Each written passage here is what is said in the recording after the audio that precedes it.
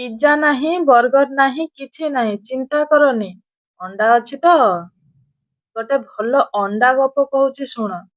ଗୋଟେ ଦିନ ଭୋକ ଲାଗିଲା, ପେଟ କହିଲା ଆଜି ଭାରି ଖାଇବି। ठीक है। ପକେଟ କହିଲା ଆଜି ଶସ୍ତା। ଶେଷରେ ଦୁହିଁଙ୍କ ମଧ୍ୟରେ ସମ୍ମତି ହେଲା ଅଣ୍ଡା ଅମଲେଟ। କରେଇ ଚଢିଲା, ତେଲ ପଡିଲା, ଅଣ୍ଡା ଭାଙ୍ଗିଲି, କିନ୍ତୁ ଅଣ୍ଡା ମନେ କଲା ମୁଁ ଫ୍ରେଶ ନୁହେଁ। ଭୋକ କହିଲା ଚିନ୍ତା କରନି, ଅମଲେଟ ସବୁକୁ ଫ୍ରେଶ କରେ। ପିଆଜ, ଟମାଟୋ, ଗ୍ରୀନ ମଟର ଛେଚା, ସିଝା ଅଣ୍ଡା, ଲଙ୍କା, ଲୁଣ, ହଳଦୀ, ଗୁଣ୍ଡ ମସଲା ସବୁ ପଡିଗଲା ଭିତରେ। ଅମଲେଟ ଦେଖି କହିଲା ଆଜି ମୁଁ ଫୁଲ ଡେକୋରେସନ। ବାହାରୁ ସାଧା, ଭିତରୁ ଜବରଦସ୍ତ। ଅମଲେଟ ଓଲଟେଇଲା ବେଳେ ଗୋଟେ ସାଇଡ ଟିକେ ପୁଡିଗଲା।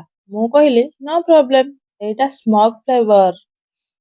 ଅଣ୍ଡା ଅମଲେଟ ଛୋଟ ଜିନିଷ ପରି ଲାଗେ, କିନ୍ତୁ ଭୋକ ସମୟରେ ସେଟା 5 ଷ୍ଟାର ହୋଟେଲ ଭଳି ଲାଗେ। ଭୋକ ଆଉ ଅଣ୍ଡା ସଠିକ କମ୍ବିନେସନ।